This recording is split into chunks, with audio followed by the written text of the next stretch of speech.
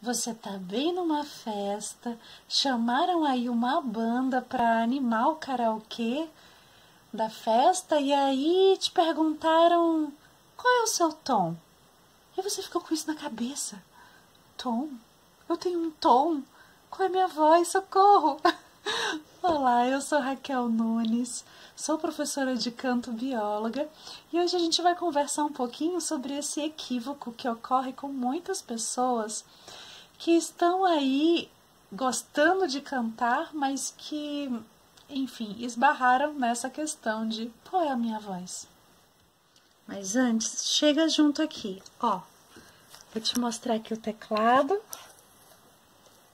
Beleza, isso aqui é um tom, isso aqui é outro tom, isso aqui é outro tom. No parabéns pra você, parabéns. Ih, já mudou de tom. Então, assim, você já entendeu por aí, por essa explicação muito simples, de que com certeza a sua voz não tem um só tom. Muito menos a música tem um só tom. Mas no linguajar aí do dia a dia, né, dos músicos, a gente engloba aquela escalinha, aquele grupinho de notas na qual foi construída a música, né, no que a gente chama de tonalidade. Então, por exemplo, esse parabéns para você que eu estava tocando bem aqui, ele estava na tonalidade, né, de dó maior, né, englobando aí as notinhas da escala do dó maior. Mas partir para a questão da voz propriamente dita, o que é correto então se falar? É correto se falar que a voz tem uma classificação, tá certo? E como que você vai descobrir essa classificação, né? Primeiro você tem que estar muito afinado, entrosado aí num serviço de aulas de canto, com certeza, isso vai ajudar muito você. Mas a gente tem algumas pistas muito legais para ir seguindo e também sobre isso eu gostaria de conversar com você hoje.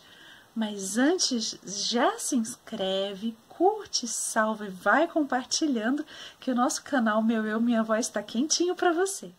Ah, Raquel, eu nunca fiz aula de canto, mas eu tô doida para descobrir minha voz. Então, que pistas que eu posso seguir, né? A princípio, se você tem uma voz falada, bem harmoniosa, que você não chega no final do dia morto de cansado, enfim, né? Uma voz saudável, tá? Então, a sua voz falada, ela com certeza é um ótimo parâmetro do qual a gente começa a se pensar, né, em qualidades acústicas. Porque, com certeza, você não ia estar procurando uma região de fala, né, que você vai estar usando muito tempo para se comunicar e tudo, e que realmente viesse estar te prejudicando, né? Existem casos e casos, mas enfim. Então, a sua fala, né? E aí começar o mapeamento dessa fala é muito interessante. Então, por exemplo, você já tem aquela sonoridade um pouquinho mais agudinha na sua fala, na sua risada, e aí você vai procurando, né? Encaixar isso aí, essas pistas, né? Ou o contrário também, né? De repente você já é uma pessoa que fala assim mais grave e tal. Beleza, você vai atrás daquilo que te é confortável, é natural, tá? Então a fala é um ótimo parâmetro se você tem uma voz falada saudável. E aí é muito interessante você dar uma olhada lá dentro da sua laringe, o trabalho muscular que as suas pregas vocais desempenham. Então, à medida que a gente está indo para as tonalidades mais agudas, vocês vão ver que elas vão ficando bem fininhas, né? E vai se esticando lá por dentro. E à medida que está retornando para o grave, então elas vão voltando a um calibre mais cheio, né? E retornando um certo relaxamento. Então, vou soltar esse videozinho, dá uma olhada.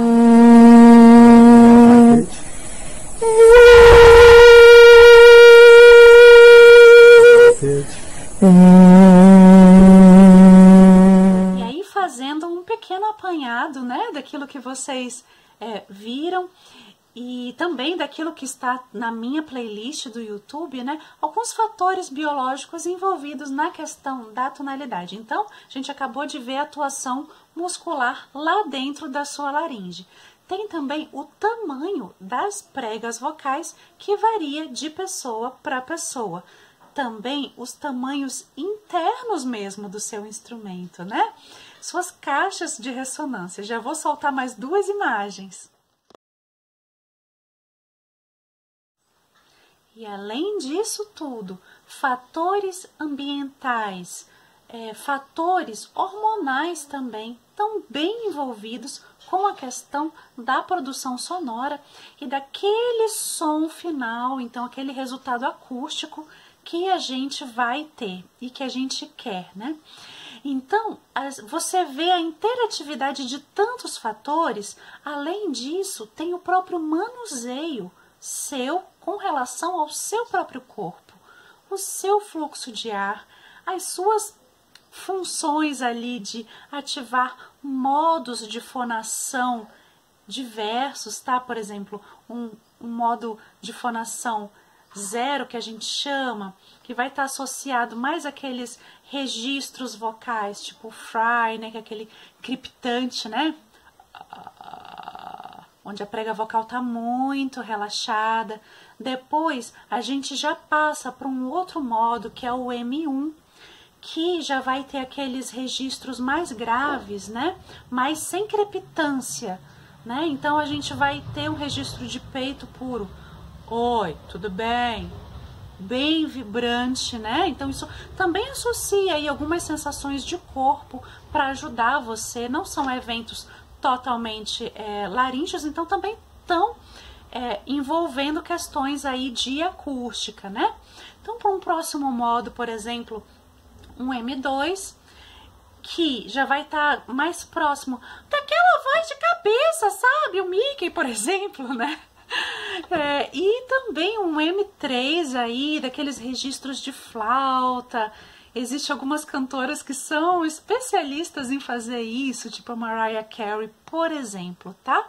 Um registro muito, muito agudo, assobiado lá nas últimas oitavas ali do teclado. Então você vê que existe um meio que você tem que pensar de todo um domínio, mesmo biomecânico do seu instrumento, acústico, de ar e também em relação à fonte e o filtro. Então tudo isso forma um grande conjunto. Aí você vai me dizer, beleza, Raquel, entendi tudo até aqui, mas como que eu vou fazer para ter o domínio disso tudo? Voltamos à primeira estaca. Vamos para as aulas de canto. Então você vai ver que, por exemplo, quando eu recebo um aluno, eu parto justamente, se ele tem uma voz falada saudável, eu parto ali por pertinho da fala dele, né? E aí a gente vai aumentando, né, progressivamente ali o domínio dessa pessoa para achar a passagem entre todos esses modos fonatórios, esses registros. Então, assim, a gente vai buscando esse mapeamento, né? E aí, normalmente, a gente tem algumas classificações. Não que as pessoas se reduzam somente a elas. Por exemplo, classificações vocais masculinas, né? O baixo que tá ali, por exemplo, entre sei lá, um dó até um mi fá, entendeu? De um dó bem grave, né? Até um mi fá. Então, pode, né, tendo as suas diferenças de pessoa para pessoa. Já um barítono, por exemplo, que é uma voz um pouquinho mais aguda que o baixo, já vai estar mais ou menos por aqui, ó. Né? E aí, por exemplo, um aluno meu essa semana me perguntou, professora, eu tô cantando, então essa nota sol que tá escrito numa partitura de um tenor, será que eu posso cantar também? Então, já a voz do tenor um pouquinho mais aguda, né, vai estar mais ou menos daqui. Mas olha, ele não vai desempenhar com a mesma leveza, com o mesmo conforto. Então, é interessante, né, você ir seguindo a sua medida de som, né? E aí a gente continua, por exemplo, para o contralto, né? A gente já vai por aqui, olha. Né? E para o meso, por exemplo, já estaria por aqui, mais ou menos, olha. E E um soprano, que é a voz ainda mais aguda, já por aqui, ó, por diante, tá? Isso não é muito fixo. Eu conheço pessoas que têm, por exemplo, uma extensão imensa. Eu tenho um amigo que tem 5 oitavas de voz, ele desempenha bem todos os registros do crepitante lá do fraizinho até o registro de flauta, né? Mas assim, aonde que ele canta mais confortavelmente, normalmente é na região ali de um baritênor, né? Ele fica ali no meio. Então, você tem que avaliar, obviamente, caso por caso. E aí, o seu repertório, você vai estar direcionando com esses aspectos de conforto, especialmente, e também com a boa acústica agradável da sua voz, né? Isso é muito importante. E fazendo aulas de canto, com certeza você vai ter acesso a um bom bate-bola com o professor e achar esses parâmetros no seu corpo. Segue a gente também no Instagram, divulga esse vídeo com a gente, que vai ser muito legal, e traga suas dúvidas. Um grande abraço!